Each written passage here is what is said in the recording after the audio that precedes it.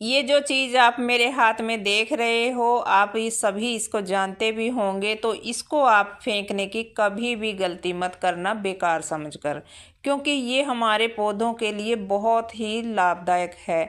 और आजकल सर्दी का मौसम है, सर्दी के मौसम में तो इसके बहुत सारे फायदे हैं हमारे पौधों के लिए, क्योंकि ये एक चीज़ ऐसी है जिसको हम अगर अपने पौधों में यूज करते हैं तो इसके तरीके भी कई सारे हैं, और इसको यूज करने से हमारे पौधों को फ़ायदे भी हैं और साथ में नुकसान भी है। तो इस वीडियो में शेयर करूंगी कि इसके नुकसान और फ़ायदे क्या क्या हैं। तो देख रहे हो ये राख है, लकड़ी की राख भी है और उपले की राख भी है। तो आप कोई सी भी राख ले सकते हो, लकड़ी की, उपले की, या फिर अगर आपके पास लकड़ी या उपले नहीं हैं, आप गत्ता कार्डबोर्ड जो होता है उसको या न्यूज़पेपर वगैरह जला करके उसको भी आप ले सकते हैं। बस प्लास्टिक जलाकर उसकी राख ना लें। तारे वारे जला लेते हैं ना, वो राख नहीं चलती है, या पॉलीथीन वगैरह इस तरीके के आप न्यूज़पेपर या कोई भी आप कागज़ और जैसे कार्डबोर्ड वगैरह उसको जलाकर वो वाली राख ले सकते हैं। अगर आपके पास गोहेठे की या उपले की, जिसे बोलते हैं हमारे यहाँ उपला बोलते हैं, तो फिर उसकी राख अगर आपके पास नहीं है, या लकड़ी की राख सबसे बेस्ट होती है। लेकिन मेरे पास ये मिक्स है, मैं चूल्हा जलाती हूँ, चूल्हे में यूज करती हूँ इस राख को, और अपने पौधों में इसका यूज करती रहती हूँ रेगुलर। तो इसका यूज भी हमें कुछ टाइम बीच में छोड़कर ही करना होता है, हर रोज़ इसका यूज नहीं करना होता है, तो उसके नुकसान होते हैं। अगर हम इसका ज़्यादा यूज करते हैं तो ये पौधों को जला देती है, मिट्टी को ज़्यादा क्षारीय बना देती है।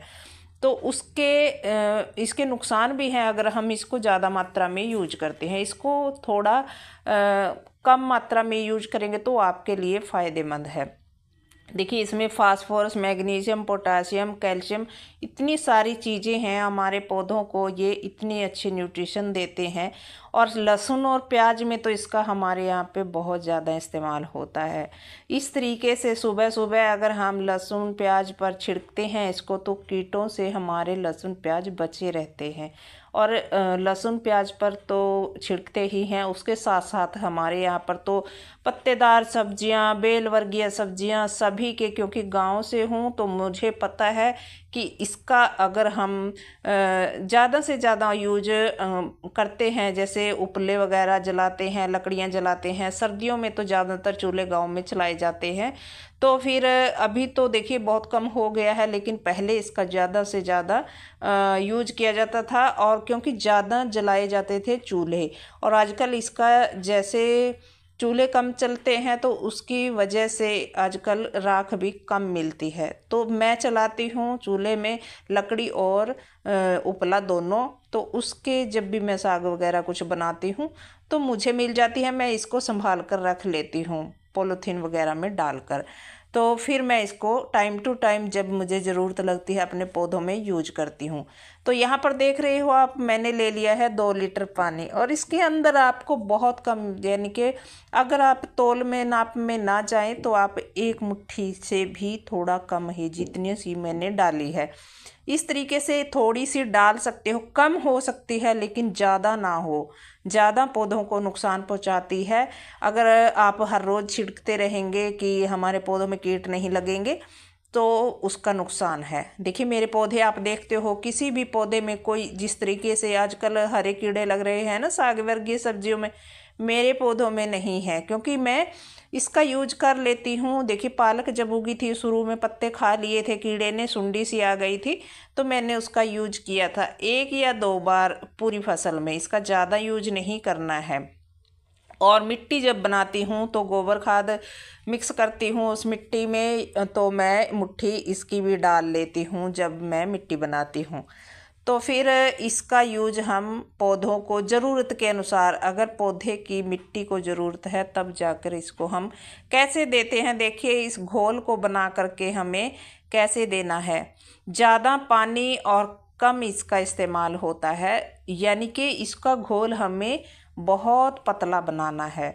ज़्यादा गाढ़ा घोल बनाएंगे तो ये पौधों की जो मिट्टी है उसमें भी नुकसान करती है, पौधों को नुकसान हो जाएगा।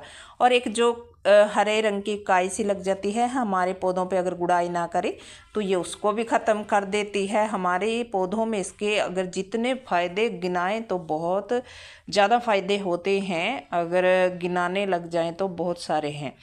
तो फिर इसको इस तरीके से दे देना है लिक्विड का, या आप पानी को थोड़ा सा रख लें, उसको जो ऊपर से ये कोयला वगैरह आ जाता है उसको हटाकर या छान कर पानी को फिर स्प्रे भी कर सकते हैं पौधों पर, पत्तों पर। और सुबह सुबह पत्तों पर ओस होती है तो सुबह सुबह इसका इस्तेमाल करना चाहिए, तो हमारे लिए ज़्यादा ठीक रहता है, क्योंकि पानी पड़ा होता है पौधों पर ओस का, और फिर इसको छिड़कते हैं तो ये पत्तों पर जम जाती है जिससे कीट नहीं लगते हैं।